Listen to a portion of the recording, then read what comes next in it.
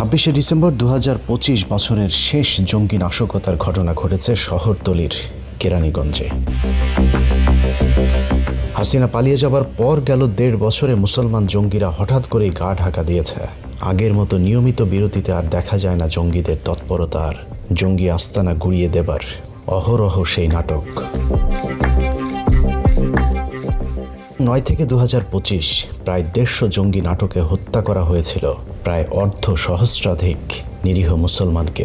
একদিকে বাংলাদেশকে বিশ্বের দরবারে জঙ্গি রাষ্ট্র হিসেবে তুলে ধরা হয়েছিল, অন্যদিকে জঙ্গি নিধনের নামে আওয়ামী বিরোধী আলেমদেরকে হত্যা করে বোঝানো হয়েছে আওয়ামী লীগ সরকার না থাকলে এদেশে জঙ্গিদের রাজত্ব কায়েম হবে। আওয়ামী লীগ নেই, জঙ্গিও নেই, কিন্তু আগের নাটকের প্রযোজক, পরিচালক, অভিনেতারা আবারও প্রস্তুতি নিচ্ছেন পুরাতন নাটক নতুনভাবে মঞ্চস্থ করবার। যে নাটকের ট্রেইলার দেখানো হয়েছে কেরানীগঞ্জের উম্মুল কোরআন ইন্টারন্যাশনাল মাদ্রাসায়। জঙ্গি নাটকের পুরাতন মাস্টার মাইন্ড প্রথম আলো যথারীতি নাটকের নতুন সিজনের মূল পরিচালকের ভূমিকা পালন করছে। কেরানীগঞ্জের জঙ্গি নাটকের গুরুত্ব বোঝাতে গিয়ে প্রথম আলো 26শে ডিসেম্বর ঘটনার পর থেকে 3 দিনে প্রায় ডজন খানেক সংবাদ পরিবেশন করেছেন। ঘটনাকে ফুলিয়ে ফাঁপিয়ে প্রথম আলো যে গর্জন সৃষ্টির চেষ্টা করেছে তাতে মনে হয়েছে বাংলাদেশে মনে হয় আরেকটি টুইন টাওয়ার হামলার ঘটনা ঘটেছে, কিন্তু বাস্তবতার সাথে প্রথম আলোর যে গর্জন তার কোনো মিল নেই।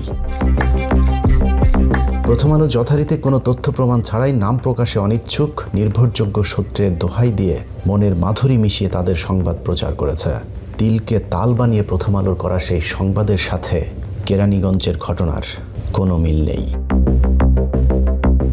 প্রথম আলোর সবগুলো সংবাদ পড়লে মনে হবে হঠাৎ করেই তারেক রহমান দেশে ফেরার পর জঙ্গি কার্যক্রম শুরু হয়েছে, কিন্তু ক্ষতিগ্রস্ত ভবনের মালিক পারভিন বেগম 15 মিনিটসকে জানান 2022 সালে ওই বাসা হারুনুর রশিদ নামের একজনকে মাসে 10,000 টাকায় ভাড়া দেন তিনি। শুরুতে ভাড়া দিতে না চাইলেও মাদ্রাসার কথা শুনে রাজি হন পারভিন বেগম। পরে হারুনুর রশিদের ভগ্নিপতি আলামিন নামে জনৈক এক ব্যক্তি তার পরিবার সহ ওই মাদ্রাসায় ওঠেন। অতএব ওই মাদ্রাসাটি আওয়ামী লীগ আমল থেকে আলামিন পরিচালনা করে আসছিল। আমগুলোকে তো এমন ব্যবহার ভালোভাবে করছে, আমরাই তো ধরতে পারিনি। আপনি কিভাবে ধরবেন? আমরা ভিতরে এসে বসতাম, আমগো খাওয়া খাদ্য দিত, হাত প্যান্ট করতো, অনেক কিছু করতো, আমরাই তো বুঝতে পারিনি। এত ভালো দেখাইছে, হাত মোজা পা মোজা, কোনো পুরুষের মুখ দেখে নাই। তারপরে এই জায়গায় স্থানীয় ছেলের কাছে মেয়ে বিয়ে দিয়েছে। এটা একটা দেখাই যাচ্ছে মুসল্লি, আমরা এরকম হুজুর কিংবা ভালো মানুষ ছদ্মবেশা ইজা রয়েছে। ওনাদের কি ক্ষতি হয়েছে? ওনাদের তো কোনো ক্ষতি দেখি না, কারণ ওনারা তো 5 জন ছিল, 5 জনই চলে গেছে। 10,000 টাকাতে তারপরে মানে 1,000 টাকার কত কাইন্দা কাইটা কত এতিম পড়াই আমি এতিম সাহেব এতিম গো আপনি 1,000 টাকার হিন্দে সাহায্য করবেন। তারপর এটা আপনার বাড়িঘর নতুন করছেন, একটুই করছেন, আপনি মনে করলেন যে 1,000 টাকার এতিমের লেগা এটা সাহায্য করলেন। 27 তারিখের সংবাদে প্রথম আলো লিখেছে, নাম প্রকাশে অনিচ্ছুক কেউ একজন তাদেরকে জানিয়েছে বিস্ফোরণের ভয়াবহতা এতটাই তীব্র ছিল যে মাদ্রাসার চারিদিকের সবগুলো দেয়াল উড়ে গিয়েছে। এছাড়া ছাদ এমনকি পিলারেও নাকি ফাটল ধরেছে বোমার বিস্ফোরণে। প্রথমত বিস্ফোরণে কি হয়েছে সেটা নাম প্রকাশে অনিচ্ছুক ব্যক্তির বরাত দিয়ে লিখতে হবে কেন? মাদ্রাসার ক্ষতিগ্রস্ত ঘরের দেয়াল যে কেউ দেখতে গেলেই দেখা সম্ভব। প্রথম আলোর সাংবাদিকের পক্ষেও সরেজমিন পরিদর্শন সম্ভব এবং তারা সেটা করেছেও, কিন্তু সংবাদে তারা লিখেছেন নাম প্রকাশে অনিচ্ছুক কেউ একজন তাদেরকে জানিয়েছেন। প্রথম আলোর প্রকাশিত ছবিতেও দেখা যাচ্ছে ঘরের একদিকে ক্ষতিগ্রস্ত হয়েছে, ছাদ কিংবা পিলারে কোনো ফাটল নেই। এমনকি ছাদের উপরে যে সিলিং ফ্যানটি লাগানো হয়েছে সেটিও অক্ষত রয়েছে, যে কারণেই প্রথম আলো নাম প্রকাশে অনিচ্ছুক একজনের কথা বলে মিথ্যা সংবাদ প্রচার করেছে। আশপাশের প্রতিবেশীদের কেউ নাম প্রকাশ না করার শর্তে যে কিছু বলেনি সেটা প্রমাণ করতে টিম 15 মিনিটস ঘটনাস্থলে গিয়েছিল। সেখানে গিয়ে প্রথম আলোর বর্ণিত বিশাল বিস্ফোরণের কোনো আলামত পাওয়া যায়নি। প্রথম আলো উম্মুল কোরআন ইন্টারন্যাশনাল মাদ্রাসার পরিচালক যে আলামিনকে বিশাল বড় আলেম হিসেবে দেখানোর চেষ্টা করেছেন, সেই আলামিন আসলে কোনো আলেম নয়, বরং আলামিন একজন আওয়ামী লীগ কর্মী। তাকে দিয়ে এর আগেও মাদ্রাসা খুলে জঙ্গি নাটক সাজাতো আওয়ামী লীগ সরকার, যে কারণে তার নামে আরও বেশ কয়েকটি মামলা রয়েছে বিভিন্ন থানায়। একাধিক মামলা থাকলেও আওয়ামী লীগ সময় তাকে খুব বেশি দিন জেলে থাকতে হয়নি, কারণ আলামিন ছিল জঙ্গি নাটকের একজন অভিনেতা মাত্র। প্রথম আলোর সংবাদেই বলা হয়েছে আলামিন 2017 সাল থেকে 2022 সাল পর্যন্ত কয়েক দফা সন্ত্রাস বিরোধী মামলায় জেলে গিয়েছেন এবং 2023 সালে তিনি সবশেষ ছাড়া পান। অর্থাৎ আওয়ামী লীগ আমলেই আলামিনকে ছাড়া হয়েছে, কিন্তু প্রথম আলোর সংবাদে আলামিন সম্পর্কে এমনভাবে বলা হয়েছে যেন আলামিনকে বর্তমান সরকার নাশকতার সুযোগ করে দিতেই জেল থেকে ছেড়ে দিয়েছেন। প্রথম আলো কেরানীগঞ্জের ঘটনার পর প্রথম সংবাদের শিরোনাম এমনভাবে করেছে যেন মাদ্রাসার বোমা বিস্ফোরণের বিষয়টি ব্যাপকভাবে আলোচনায় আসে এবং সেই নাটকে আবারও এদেশের আলেমদেরকে জেলে পাঠানো যায়, সেই সাথে পৃথিবীর কাছে আওয়ামী লীগবিহীন বাংলাদেশকে আবারও জঙ্গি রাষ্ট্র হিসাবে গড়ে তোলার চেষ্টা করেছে পত্রিকাটি। কেরানীগঞ্জের হাসনাবাদের স্থানীয় বাসিন্দাদের সাথে কথা বলে জানা যায়, আওয়ামী লীগের শোকের মাস আগস্টে কালো পোশাক পরে রহস্যজনক চলাফেরা করতেন আলামিন। আওয়ামী লীগের পলাতক মন্ত্রী নসরুল হামিদ বিপু, মাহবুবুল আলম হানিফ, ফজলে নূর তাপস সহ কয়েকজন নেতার সাথে তার ঘনিষ্ঠ সম্পর্ক ছিল এবং এখনও নিয়মিত যোগাযোগ রয়েছে তার সাথে। আওয়ামী লীগের বিভিন্ন নেতাদের কথা মতোই তিনি বিভিন্ন সময় নাশকতা করে থাকেন। আগস্ট মাসে দেখতাম খুব কালো পাঞ্জাবি, কালো শার্ট, কালো প্যান্ট, এরকম টাইপের থাকতো আর কি। আওয়ামী মতাদর্শ ওরকমভাবে চলাফেরা করতো। বিগত দিনে আমরা দেখছি যে আলামিন নামে যে ব্যক্তি, তিনি আওয়ামী লীগের সাথে সম্পৃক্ত ছিল, ফ্যাসিবাদের দোসরদের সাথে তার ওঠা বসা ছিল। কেরানীগঞ্জ আরও বড় বড় আওয়ামী লীগের ছিল, যেমন বিপু সাহেব, তাদের ছত্রছায়ায় সে এই কেরানীগঞ্জে অবস্থান করছে। উনি ইসলামের ট্যাগ লাগে, আসলে উনি আওয়ামী লীগের একটা রাজনীতি করতো, মেয়র তাপস হানিফের রাজনীতি করতো।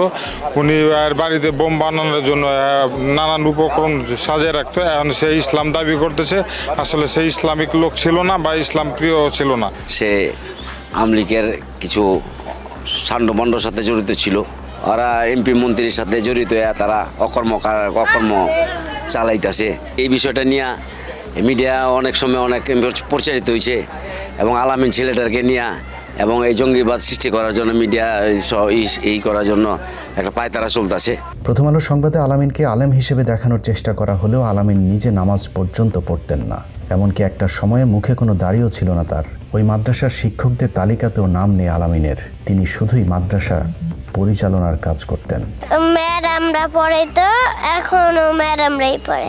স্যারের নাম জানি না, স্যারও ভালো না তো, কারণ হলো তারা বম বেচে। এমনি দেখতাম মাঝে মধ্যে, আমাদের এখানে আসতো, আবার আমাদের দোকান ছিল তো দোকানে যাইতো মাঝে মধ্যে। দাঁড়িয়েটাই না একবারে, মানে সেগুলার টাইপের আর কি, মানে একটু নামাজ কালাম আমি পড়তে ওরকম দেখিনি, কিন্তু দাঁড়িয়ে এক সময় ছিল না, ছিল আবার রাখছে, কিছুদিন হয়ে দাঁড়িয়ে রাখছে।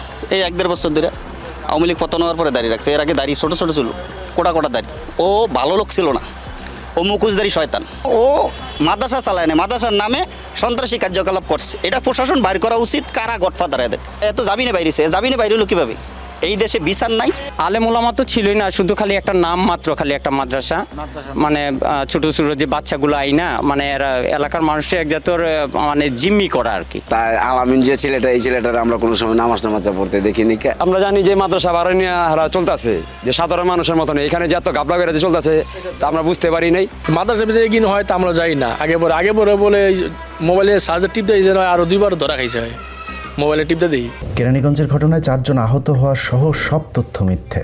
তবে প্রথম আলোর একটি তথ্য সঠিক, তা হলো এটি কোনো বিচ্ছিন্ন ঘটনা নয়। আসলে কেরানীগঞ্জের মাদ্রাসায় বিস্ফোরণের ঘটনা কোনো বিচ্ছিন্ন ঘটনা নয়। প্রথম আলো অ্যান্টি টেরোরিজম এবং সিটিটিসি পুলিশের একটি অংশ, সেই সাথে আলামিনকে কাজে লাগিয়ে সুপরিকল্পিতভাবে ঘটনাটি ঘটানো হয়েছে এবং সামনে এরকম ঘটনা আরও ঘটাবে, এটা মোটামুটি বলা যায়। প্রথম আলো গঙ্গের এই জঙ্গি খেলার পরিকল্পনা যে অনেক সুদূর প্রসারিতা 29 তারিখে পত্রিকাটির সম্পাদকীয় দেখলেই বোঝা যাবে।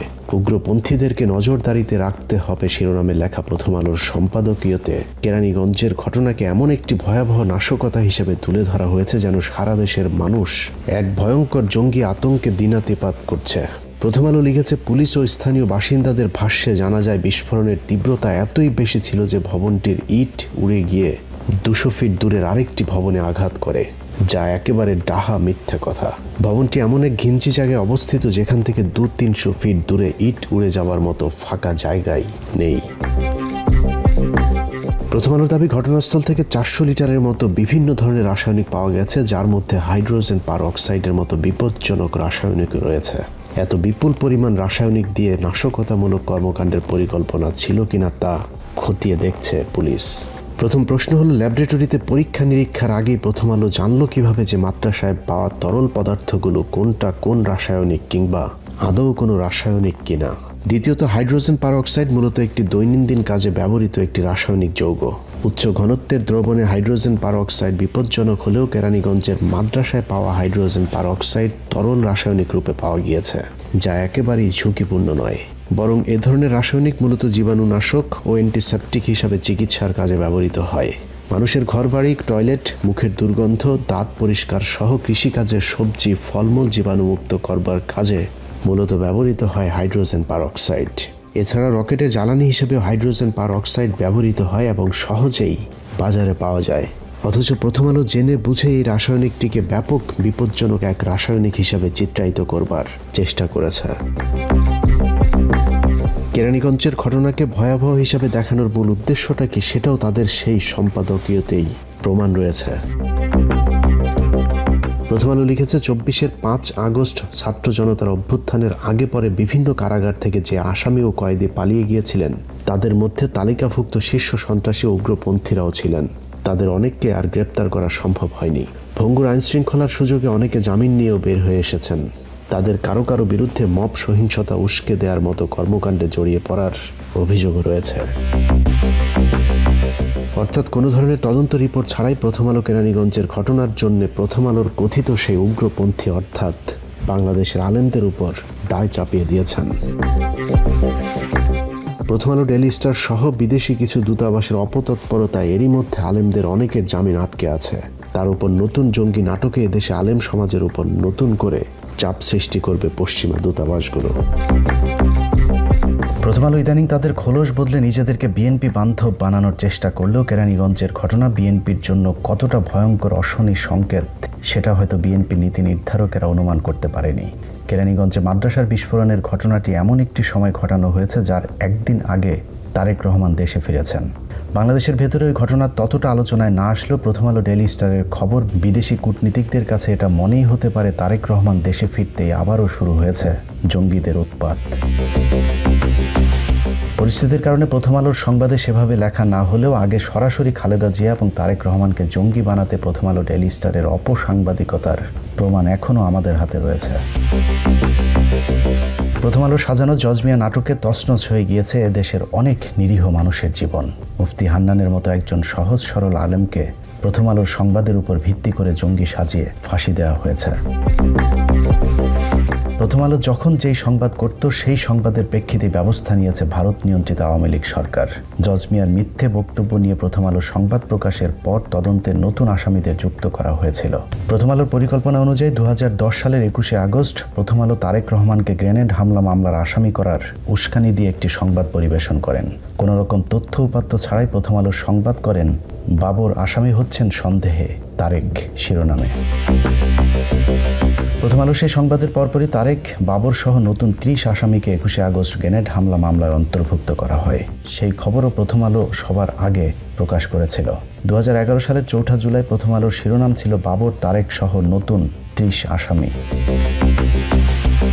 এখানেই থেমে থাকেনি প্রথম আলো। খালেদা জিয়াকে 21 আগস্টের গ্রেনেড হামলা মামলার আসামি হিসেবে প্রমাণ করতে উঠে পড়ে লেগেছিল পত্রিকাটি।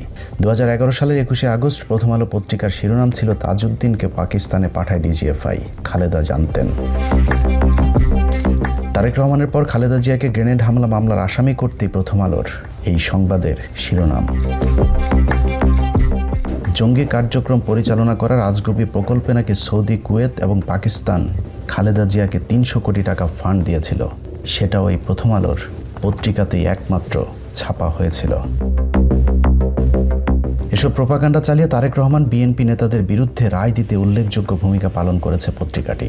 প্রথম আলোর শীর্ষ সম্পাদক মতিউর রহমান, মিজানুর রহমান খান, সোহরাব হাসানদের বিএনপিকে জঙ্গি বানানোর প্রাণান্তকর প্রচেষ্টার প্রমাণ তাদের ওই সময়ের বিভিন্ন সম্পাদকীয়তে রয়েছে। খালেদা জিয়াকে গ্রেফতারের পর জেলে পাঠানোর পরেও প্রথম আলোর ক্ষোভ কমেনি।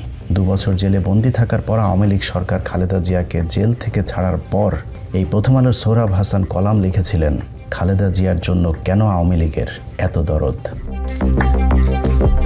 এভাবেই খালেদা জিয়া, তারেক রহমান এবং বিএনপিকে পশ্চিমা দেশগুলোর কাছে সন্ত্রাসী সংগঠন হিসেবে উপস্থাপন করেছে প্রথম আলো।